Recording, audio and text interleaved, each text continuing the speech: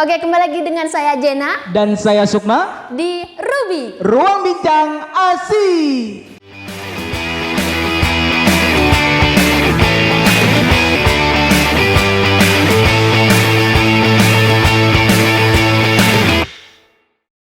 Oke, Bang Sukma, ngomong-ngomong kita sudah tidak terasa kita udah di episode 4 nih ya. Wow, Bang, ya? tanpa kita sadari ya. Iya, kemarin udah episode 3 kita mengundang salah satu mahasiswa dari KPI yang aktivis. Untuk hari ini sesuai dengan tema kita yaitu hobi menjadi pemasukan, kita akan mengundang salah satu dosen dari komunikasi penyiaran Islam. Ya. Di mana beliau ini selain menjadi dosen, dia juga menjadi seorang fotografer. Wow, luar biasa ya aktivitasnya. Oke. Selain menjadi dosen dan juga fotografer, dia juga beliau saat ini melanjutkan pendidikan S3 di Universitas Padjadjaran. Luar biasa kali ini bintang tamu kita ya. Oke, langsung saja kita akan panggil Bapak Muslim MA.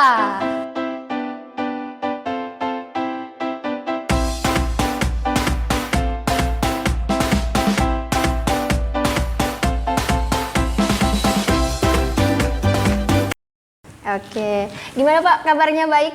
Baik, alhamdulillah. Alhamdulillah sehat. Berarti Pak kan pasti teman-teman di rumah nih bingung nih kan. Kalau boleh tahu kita bisa perkenalan dulu ya untuk teman-teman yang di rumah. Yang mau dikenalkan sekarang ini apa ini? Ya, Bapak gitu. dari Bapak gitu keseharian dan aktivitas gitu. Oh, baik. Jadi kalau saya perkenalkan, nama saya Muslim. Kesibukan sekarang saya itu sebagai dosen di kampus ini ya, kampus IAIN Langsa. Iya. Dan mulai bergabung di sini itu dari tahun 2015 menjadi dosen tetap atau jadi dosen PNS di sini. Kemudian ya sekarang selain mengajar juga ini per tahun 2019 saya sudah 2020 saya sudah kembali menjadi dosen Iya, kembali. Karena yang lalu saya lagi lanjut kuliah di Universitas Padjadjaran. Iya. Selain itu saya juga sebagai kalau sekarang bisa dikatakan pengusaha ya. Usaha ya Pak. Luar Berarti, biasa Pak ya. Karena kan memang ada usaha di bidang percetakan dan kalau dulu mungkin lebih freelance untuk usaha untuk fotografinya.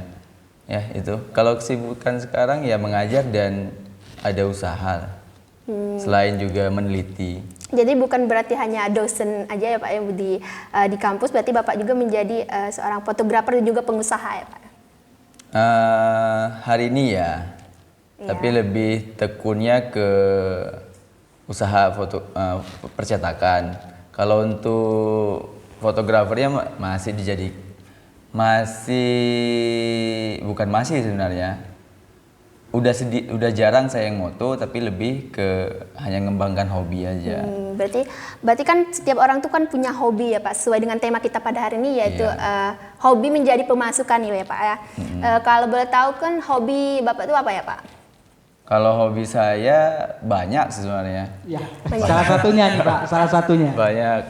Kalau yang paling saya tekuni dari dulu itu ya foto, karena fotografi itu bisa dikatakan dari saya SMA saya sudah mulai foto, tapi kapan mulai dia jadi uang itu ketika saya mulai kuliah.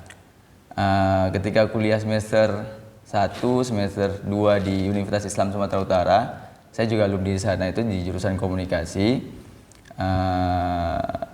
Itu mulai bergabung dengan komunitas foto, tapi belum dijadikan sebagai lahan bisnis, masih sekedar hobi. Ketika saya tahun 2012 itu sudah saya jadikan sebagai pendapatan dan alhamdulillah kalau kita punya skill uang jajan itu lebih mungkin untuk mahasiswa.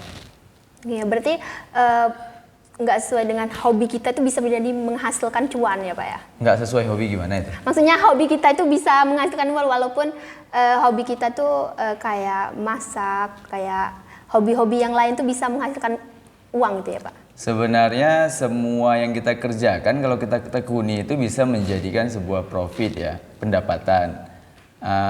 Banyak hari ini saya lihat mahasiswa-mahasiswa itu nggak apa ya, hanya sekedar datang kuliah tapi tidak punya kreativitas. Lebih banyaknya gitu.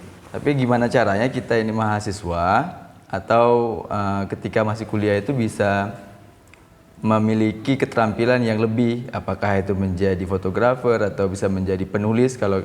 Kalau di jurusan komunikasi kan banyak skill yang bisa ditekuni, ada editor, ada jadi penulis atau jurnalis lepas dan sebagainya. Kalau saya dulu itu karena sukanya di foto, ya pendapatan yang saya dapat itu dari hobi foto. Di komersilnya itu lebih ke foto wedding dan prawedding dan foto keluarga. Oke. Pak, ngomong-ngomong nih Pak, Ya. skill apa sih generasi muda ini yang bisa untuk mudah menghasilkan uang Pak? Skill apa? Kalau kita lihat perkembangan zaman hari ini, tapi sebenarnya semua keterampilan itu bisa menghasilkan jadi uang. Apapun. Kalau Anda jago di pintar nyanyi, biasanya kan kalau di daerah-daerah ini kan ada acara kegiatan pesta pasti akan dipakai. Atau bisa nge-MC, ya itu juga salah satunya pendapatan tambahan. Ya, berarti bisa public speaking gitu kan? Public speaking.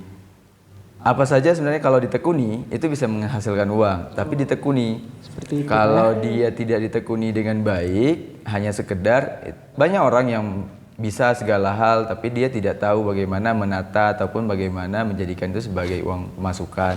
Banyak. Berarti Pak, yang untuk kan pada zaman sekarang ini kan banyak anak muda kan yang memiliki hobi dan juga skill juga, tapi yang harus wajib yang dimiliki oleh anak muda itu apa Pak? Skill apa? Kalau skill gimana saya katakan ya? Kalau kita nggak bisa matokin ya. Kalau hobi, saya juga punya hobi sebagai ketika saya kuliah dulu saya di Mapala, karena saya sering mendaki kan. Itu juga bisa jadi hobi. Kawan-kawan yang di Mapala itu atau yang ketika sekarang udah sampai sekarang mereka masih menjadikan sebagai apa istilahnya pemandu perjalanan atau naik ke berbagai gunung ataupun pariwisata. Itu juga bagian daripada hobi. Tapi yang paling penting untuk kita itu yang ditanamkan bukan soal hobinya, tapi soal kerja kerasnya sama soal kedisiplinannya. Kalau tidak disiplin, yang paling penting yang terakhir, yang bukan terakhir, yang paling penting satu lagi itu soal jujur dan komitmen. Kalau Anda punya skill tapi Anda tidak bisa menjaga hubungan baik dengan orang, itu nggak bisa bertahan. Banyak orang, banyak sekali orang punya kemampuan banyak. Dia bisa nulis, bisa nge-MC, bisa apa saja. Tapi dia tidak punya etos atau tidak punya etos kerja yang baik. Etos dengan etika beda ya. Tidak punya kejujuran, misalnya kalau dikasih kerjaan kemudian kerjaannya nggak tanggung jawab, bertele-tele dan sebagainya, itu besok-besok orang kan nggak mau lagi. Berarti skill itu memang utama, tapi etos dan juga kepercayaan itu yang lebih utama ya Pak? Utamain bagaimana kejujuran ya Pak? Iya, salah satunya jujur itu, kalau kita jujur semua orang akan menggunakan kita. Iya. Tapi kalau kita nggak punya sikap jujur dan kita nggak bisa bekerja nggak bisa menerima pekerjaan atau tidak bertanggung jawab terhadap pekerjaan kita, kalaupun Anda punya skill banyak, itu agak sedikit. Ya mungkin Anda akan bekerja dengan diri Anda sendiri, nggak bisa bekerja dengan orang lain kan gitu. Nah, gini sih Pak, untuk generasi muda tentunya mereka salah satunya mereka kan untuk menghasilkan uang dengan hobi itu gimana sih Pak? Menghasilkan uang tapi dengan hobi itu gimana? Menghasilkan uang dengan hobi. Yang pertama ya kerjakan. Awal saya ketika foto itu masih sebagai hobi, kemudian saya mulai terjun, ya hobi saya sudah termanfaatkan. Jadi sudah bisa menjadikan itu sebagai pendapatan tambahan. Kalau misalnya dia mampu menulis, ya silakan. Di dunia digital hari ini banyak sekali content writer ataupun banyak sekali penulis-penulis skrip ataupun penulis-penulis lepas yang dibayar.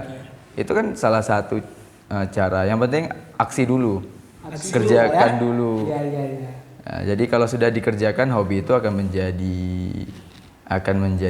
menghasilkan uang sendiri. Oh, berarti lakukan dulu ya, maka Lakukan. uang itu akan kita dapatkan ya. Lakukan. Nah ini Pak, pertanyaan terakhir Pak, kan pasti semua orang kan mempunyai skill, tapi dia tuh ragu Pak untuk mengembangkan skill yang dimiliki itu Pak. Jadi gimana Pak cara supaya skill yang kita miliki itu bisa berkembang gitu, Pak? Ragu dalam artian keraguannya itu kenapa ya? Ragu tuh kayak Tidak yakin dia. tidak yakin dengan skill yang dimiliki itu Pak. Kayak skill fotografer kan, dia tidak mau melanjutkan ke lebih lanjut lagi ya Pak. Nggak pede gitu. Nggak pede gitu. Itu salah satu. Ya tadi saya sampaikan, lakukan. Kalau kita banyak pengusaha nggak berani terjun ke dalam dunia usaha karena takut gagal gitu. Jadi banyak orang kenapa nggak bangun usaha ataupun tidak mau memulai merintis usaha. Alasan awalnya karena takut rugi, takut gagal dan sebagainya. Sama seperti ketika hobi itu dialihkan menjadi pekerjaan sampingan. Awalnya dia mungkin takut karena nanti hasilnya nggak sesuai, gitu. nggak sesuai dengan harapan kliennya dan sebagainya. Coba dulu. Berarti kita harus Coba coba dari dulu, teman-teman terdekat, coba dari orang-orang yang awal-awalnya mungkin ya silakan kasih gratis bagi teman-teman terdekat, ya mungkin mereka akan mengapresiasi. Kalau sudah bagus ya nanti mulai dipromosikan dan dikembangkan gitu. Berarti harus lakukan dulu Pak ya. Lakukan. Kalau nggak dilakukan ya terakhir cuman sebagai di atas Iya. angan-angan aja. Jadi Pak kan setiap orang-orang tuh kan dia pasti ada yang merasa nggak tahu di mana skill dia tuh Pak. Cara mengetahui itu skill kita tuh di mana tuh gimana Pak? Kayak aku ini nggak ada hobi nih, aku nih kayak mana ya? Hobi aku nih di apa ya? Skill aku nggak apa ya? Kayak nggak ada skill gitu Pak. Jadi cara mengetahui kita ada skill tuh gimana ya Pak? Aduh, itu berat itu. Ya. Kalau ditanya demikian, karena kan semua orang dia harus tahu akan dirinya. Jadi kan nggak mungkin orang lain yang ngasih tahu kamu itu seperti ini. Iya. Jadi yang paling tahu akan diri seseorang itu pasti orang itu sendiri. Dia pasti paham, dia mampu mengerjakan ini. Dia sudah pasti mampu mengukur sejauh mana dia mampu mengerjakan. Tinggal di dianya sekarang. Ya kita sebagai orang luar kalau misalnya teman ya paling ngasih oh bagus punya kamu. Iya. Tapi kalau misalnya gimana cara supaya kita tahu hobi saya apa?